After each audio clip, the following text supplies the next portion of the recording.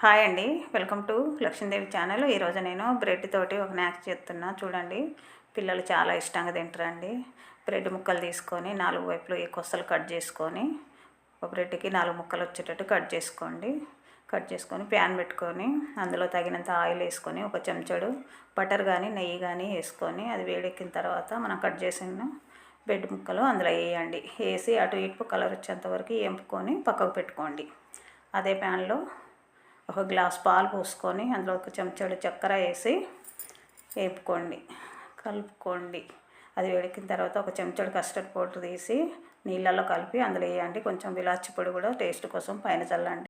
మనం వేపిన బ్రెడ్ ముక్కలు పైన పెట్టుకొని మన కస్టర్డ్ పౌడర్ కలిపిన పాలని మిశ్రమాన్ని అందులో వేసుకోండి. పైన జీడిపప్పు, బాదం పప్పు, కిస్మిస్ వేసుకొని పైన ఒక చెంచాడు తేనె కూడా చల్లుకుంటే చాలా టేస్ట్గా ఉంటుందండి. పిల్లలు స్కూల్ నుంచి రాగానే ఇలా చేసి పెట్టండి.